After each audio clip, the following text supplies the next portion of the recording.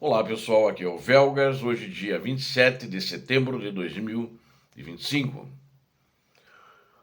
Russos eliminados em batalhas ferozes na floresta de Serebriansky.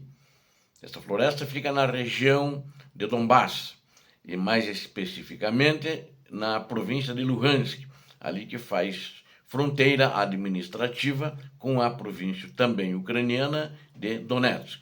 Então é nessa região ali cuja floresta está controlada totalmente pelos ucranianos. Quero convidar a todos vocês a darem um like, tenho certeza que vocês vão gostar, ajudem a fortalecer o canal, eu conto com vocês. E também eu quero pedir que você que não é inscrito se inscreva, porque aqui você verá sempre a verdade.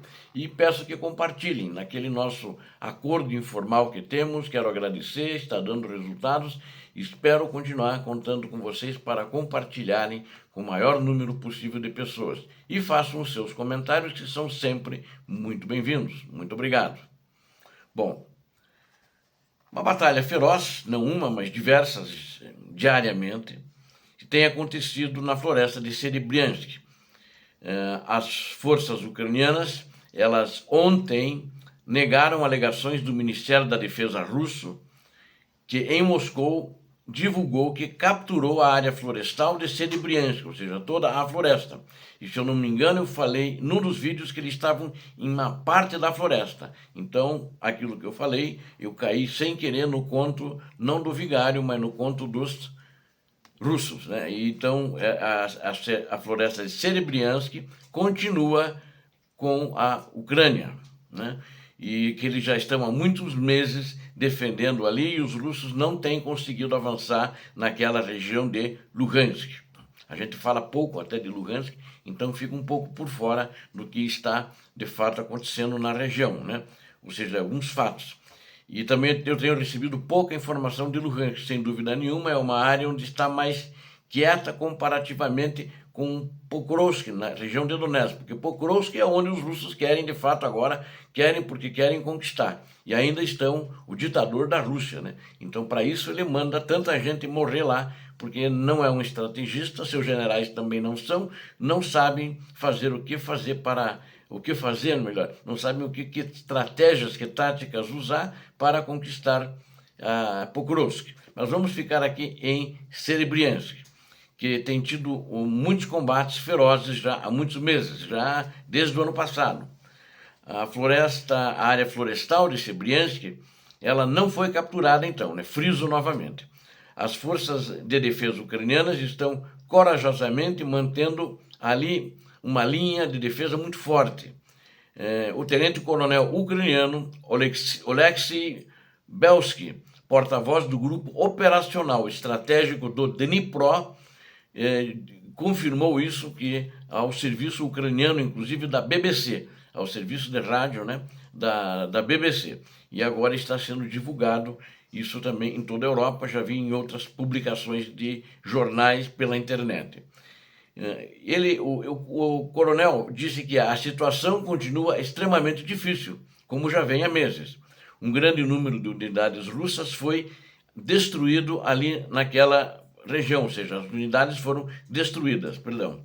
E, inclusive, em batalhas muito recentes, né, analistas do Deep State. Deep State não confundir com aquilo que as televisões falam sobre o Deep State americano, né, que não tem nada a ver com isso. Eles apelidaram Deep State, é uma organização ucraniana com sede em Kiev, que acompanha a guerra e também dá notícias, e notícias até que confiáveis, eu tenho usado, pelo menos confrontado com outras fontes e que dá para confiar.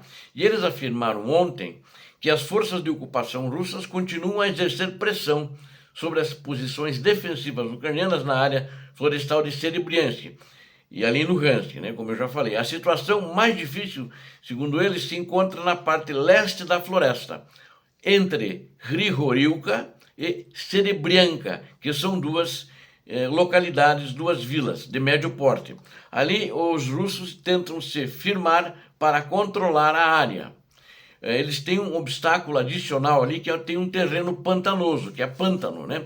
que dificulta esses esforços para os russos e estão se atolando naquele pântano e levando o chumbo grosso dos ucranianos já há muitos meses naquela região. Então, ali para os russos está muito difícil. As forças russas, elas também tentaram e estão tentando bloquear ainda rotas para a floresta perto de Dronilka, mas eles não têm conseguido nada, não têm tido sucesso. Eles não tem sido observado nenhum avanço positivo. E eles periodicamente também estão tentando chegar perto da estrada de Yampił-Zaryczny, o que é um sinal preocupante, sem dúvida nenhuma, para as posições de retaguarda das forças ucranianas.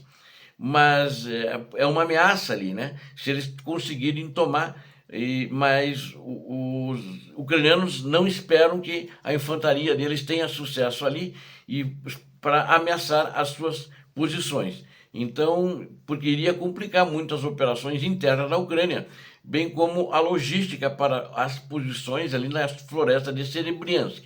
Mas a Ucrânia tem se saído muito bem ali e todas as tentativas dos russos foram frustradas com muitas baixas para eles. No geral, em Serebriansk, diariamente morrem muitos e muitos russos. O Deep State ainda também relatou uma situação difícil em Zaryczny, onde a infantaria russa ela tenta se infiltrar continuamente, assim como fez já em outras áreas sem sucesso, e ela tenta se infiltrar em Zaryczny, nesse assentamento, para tentar se infiltrar ali e assumir o controle dessa vila, dessa localidade. Os russos são frequentemente detectados em diferentes partes da aldeia, inclusive eles normalmente, às vezes conseguem entrar na aldeia e a Ucrânia faz um engajamento de fogo com eles e elimina a maioria deles. Existiram algumas ocasiões em que todos eles foram eliminados e existem outras ocasiões que alguns deles se rendem e não querem entrar no confronto de fogo de infantaria contra a infantaria ucraniana. Porque na realidade são grupos de infiltração, são grupos pequenos, é meia dúzia de pessoas, né, de soldados russos, no máximo 10, e ali na região, pelo menos um pelotão na vila eles deixam para poder não deixar os russos tomarem conta. As forças de defesa ucranianas também estão envidando esforços para impedir que os russos ocupem totalmente aquela região ali, ou seja, para a floresta e as vilas na região da floresta continuem nas mãos ucranianas e têm conseguido isso muito bem. Eles têm praticamente atuado ali desde o início dessa segunda escalada da guerra movida pela Rússia. E estão fazendo uma limpeza muito interessante, com sucesso para a Ucrânia, com drones, usando drones. Segundo alguns observadores militares, a ofensiva na área tem um objetivo tático da Rússia: avançar em direção à vila de Yampił, localizada entre as cidades de Siversk e Limansk, controladas pela Ucrânia, que são duas cidades maiores ali. Ontem, inclusive, eu abordei essa questão de Limansk, que eles atingiram, melhor, a Ucrânia recebeu 42 blindados ali naquela região para reforçar. E Siversk, eles já inúmeras vezes, desde o ano passado inteiro, eles estão ali tentando e nunca conseguem chegar em Siversk. E está pior agora que reduziu muito o número de ataques na região de Siversk, porque a prioridade agora, mandaram todo mundo para Pokrovsk e estão apanhando todos lá. A tomada de Yampił isolaria ambas as partes, ambas as cidades, né? Não teriam comunicação entre elas e criaria uma nova pressão sobre as defesas ucranianas. De forma mais ampla, a operação faz parte de um esforço da Rússia em andamento para avançar em direção.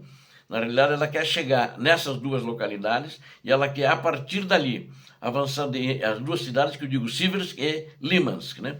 E a partir daí, ela dividindo as duas cidades, vai tentar tomá-las e ela vai conseguir, não digo que vai conseguir, mas ela vai tentar andar, olhando assim, numa análise estratégica, ela vai tentar ir para um centro industrial que fica em Slaviansk e Kramatorsk, que são também duas cidades de maior porte, né? E que tem ali em ambas um grande centro industrial.